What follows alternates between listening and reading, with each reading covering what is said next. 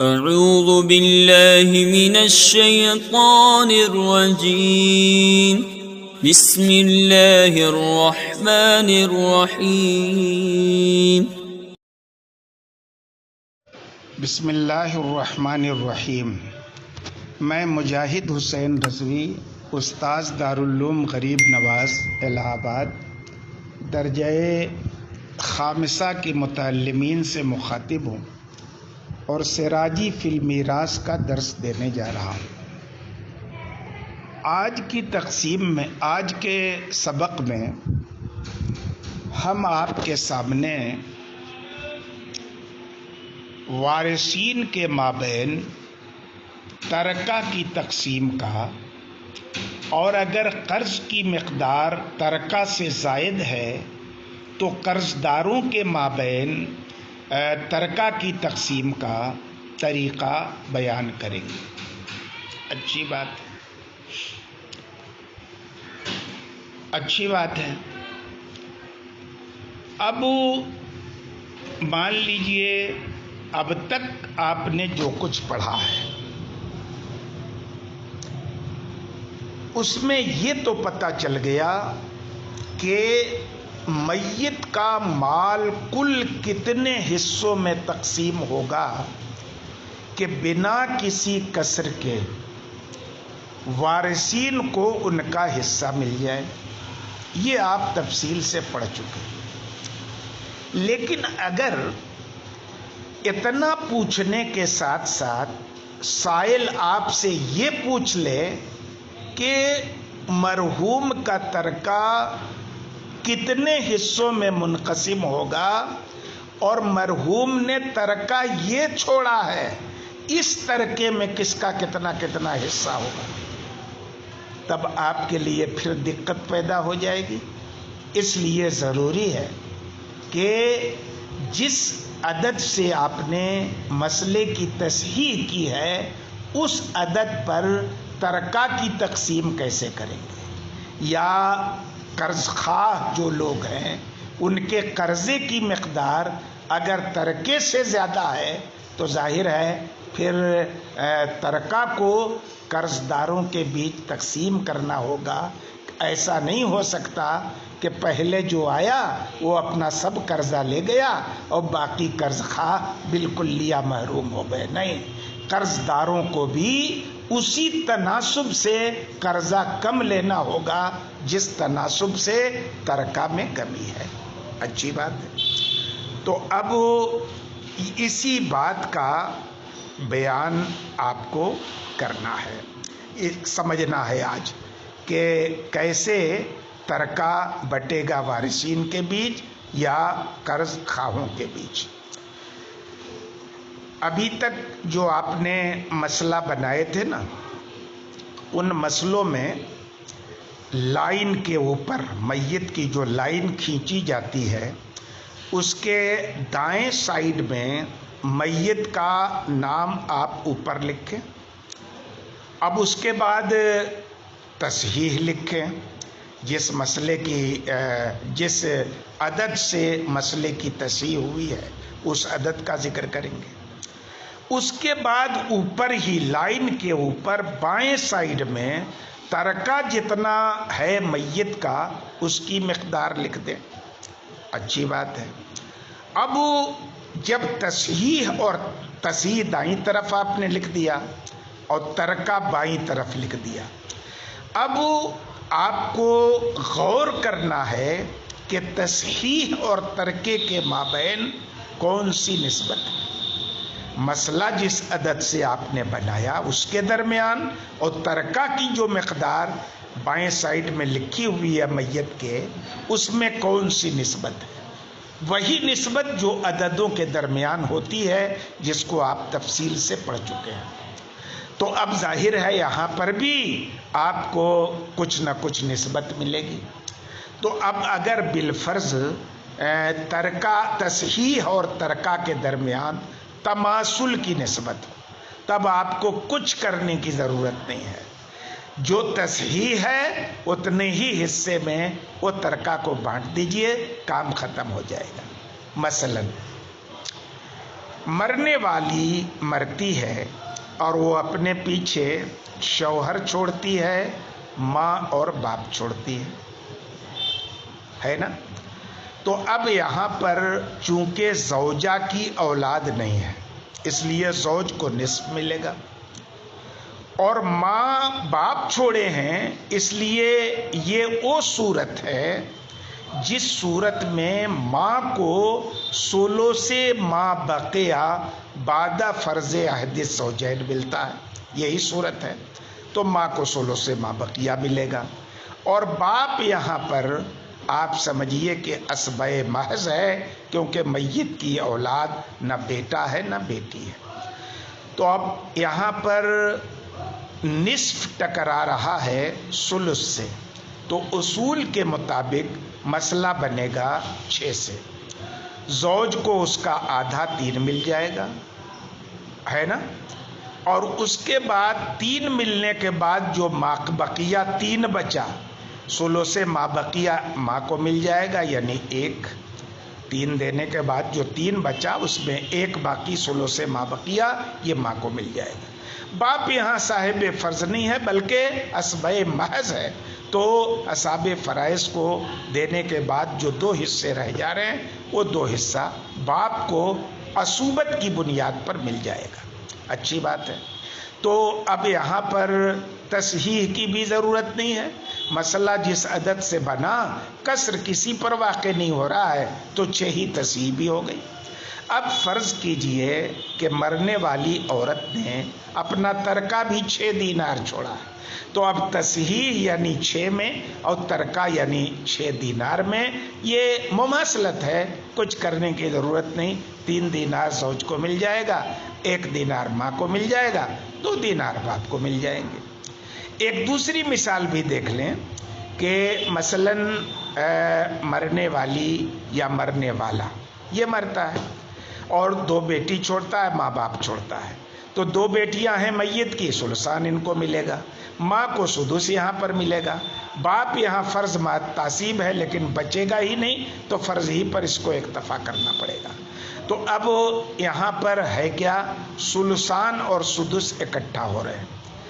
तो अब मसला कैसे बनेगा, 6 से बनेगा, क्योंकि सुदुस छोटा हिस्सा है।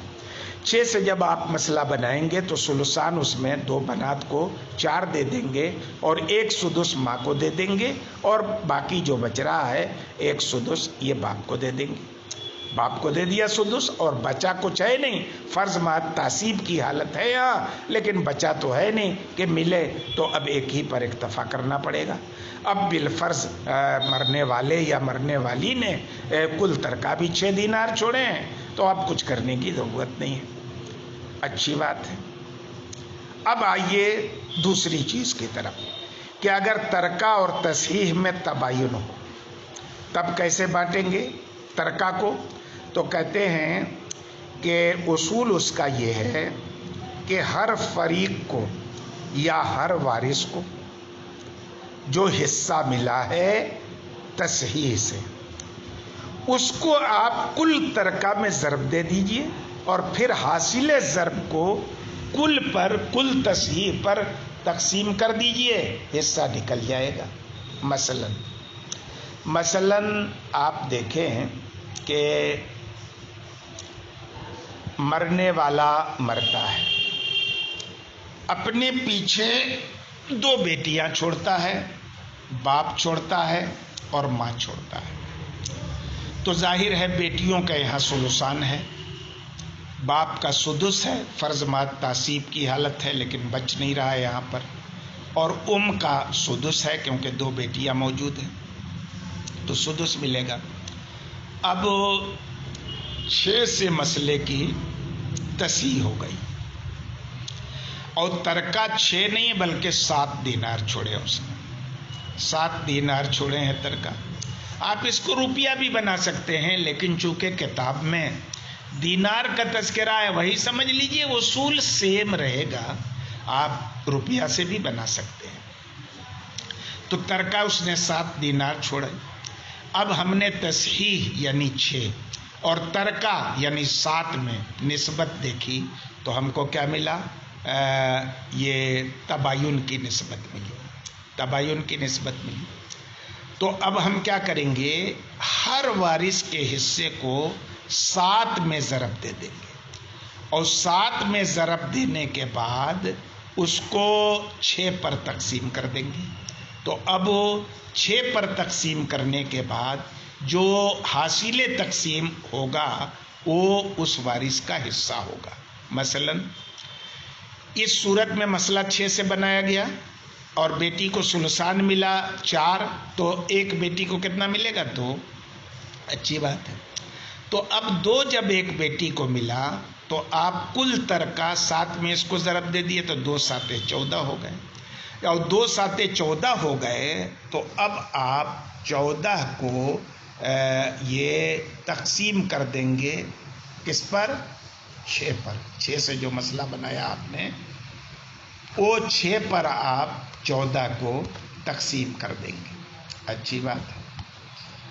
6 پر جب 14 کو آپ تقسیم کریں گے تو دیکھا آپ کو کتنا ملے گا حصہ. پھر سے ایک بار آپ سن لیں کہ لڑکی کو کتنا ملا ہے؟ 2 ملا ہے. 7 سے تقسیم کیا، نہیں 7 میں ضرب دیا، یعنی جو ترکہ ہے اس میں، تو کتنا ہو گیا؟ 14 ہو گئے. اب 14 کو آپ 6 سے تقسیم کریں گے، 14 کو 6 سے، تو 2 حصے پڑے، 6 दूनी 12، 6 दूनी 12. اب پھر 2 کو 6 سے تقسیم کریں گے تو ہر حصہ 6 جگہ بٹے گا. تو اب حاصل قسمت کیا ہوگا؟ 2 صحیح اور پھر 1/3. 2 بٹے تقسیم کیا، 6 سے تقسیم کیا تو کتنا ہوا حاصل قسمت؟ 2 صحیح 1/3 ہے نا. اور 7 کو 6 سے تقسیم کیا تو حاصل قسمت 1/6 ہوا. اب یہی اس وارث کا حصہ ہوگا، یعنی 2 میں سے 2، یہ لڑکی کو جو 2 ملا ہے تو اس کا حصہ 7 دینار میں سے 2 دینار 1/3 دینار، اور ماں باپ کو 1 ملا ہے تو 1 7 7 کو جب 6 سے تقسیم کیا 1 صحیح 1/6 دینار ہوا. اچھی بات ہے، اچھی بات ہے. اب اور آپ دیکھیں، اب آپ اصل عبارت دیکھ لیں، یہاں پر سمجھ میں آ جائے گی پوری بات انشاءاللہ.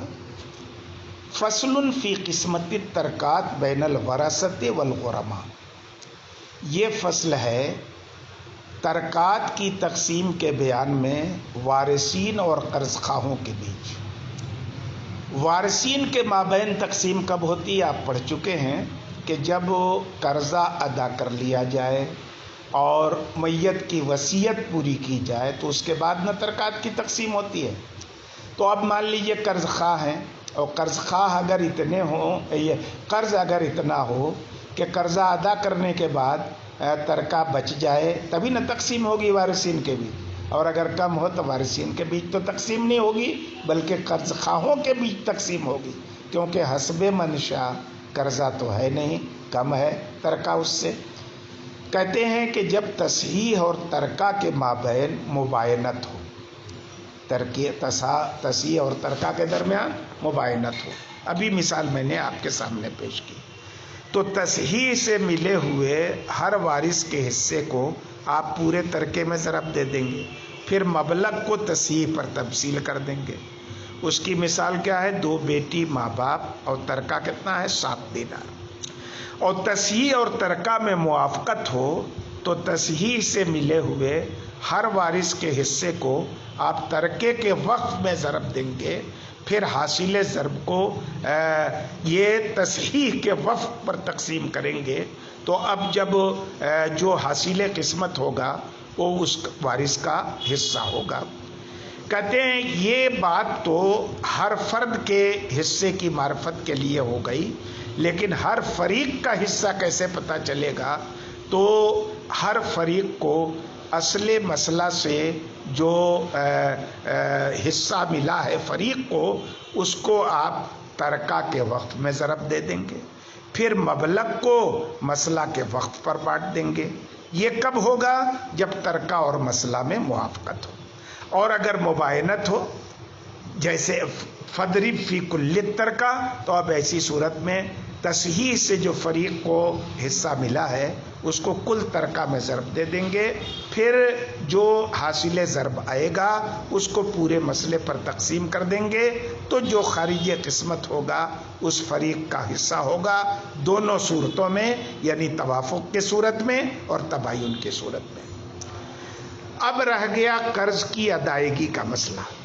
تو قرض داروں کا کوئی حصہ تو مقرر نہیں ہے، جتنا دیا ہے انہوں نے قرضہ اتنے اس کا حصہ ہے۔ تو اب مسئلہ یہاں تو بنانا نہیں ہے، مسئلہ کیسے بنے گا کہ ہر قرض خواہ کا قرضہ دین و کل غریم، یہ عمل میں ہر وارث کے حصے کی طرح ہوگا، اور سارے قرضے جو ہیں یہ تصحیح کی منزل میں ہوں گے۔ اور اگر ترکہ میں قصور ہوں، یعنی 1.25 1.5 پونے 2، تو ترکہ کو آپ پھیلا دیں گے اور مسئلہ دونوں کو پھیلا دیں گے، یعنی ترکہ اور تصحیح دونوں کو کسر کی جنس سے کر دیں گے، پھر وہی عمل ہوگا جو ہم نے تحریر کیا ہے۔ مثلا آپ جو ہم نے ابھی مثال دی بیٹیوں والی، جہاں 6 سے مسئلہ بنا ہے اور 7 ترکہ ہے، تو 7 ترکہ کے بعد آپ 7.5 مان لیجئے ترکہ کتنا ہے؟ 7.5۔ تو اب ترکے میں کیا ہوا؟ کسر ہوا، اور کسر کیا ہے؟ نصف ہے۔ 7.5 میں 1 کا آدھا نصف ہے نا کسر، تو اب کسر کے مطابق یہ ترکہ کو آپ پھیلا دیں گے، گویا کہ یہاں پر 7 کے اندر 14 نصف نکلے اور 1 نصف پہلے سے ہے تو 15 ہو گیا۔ اب آپ نے مسئلے کی تصحیح 6 سے کی ہے، تو اب 6 میں 12 نصف بن گئے، تو تصحیح کتنی ہو گئی؟ 12۔ تو اب آپ کو اصول کے مطابق مسئلہ کیسے بنانا ہے کہ آپ تصحیح کو مانیں گے 12، پھیلا دیا آپ نے، ترکہ میں جو کسر ہے اس کے مطابق، کیونکہ کسر نصف ہے، اور اس طرح سے جب توڑیں گے آپ 6 کو تو 12 نصف حاصل ہوں گے آپ کو، تو 12 تصحیح ہو گئی، اور 7.5 میں سے کسر کی مقدار جب 7 کو آپ توڑیں گے تو 14 نصف حاصل ہوں گے، تو پھیلا دیں گے آپ 7.5 ترکہ کو کتنا کر دیں گے؟ 15، اور 6 ترکہ کو کر دیں گے 12۔ اب 12 اور 15 کے درمیان نسبت دیکھیں گے، یہ توافق کی نسبت ہے، تو اب یہاں پر ہر فرد کو یا ہر فریق کو جو حصہ ملا ہے اس حصے کو آپ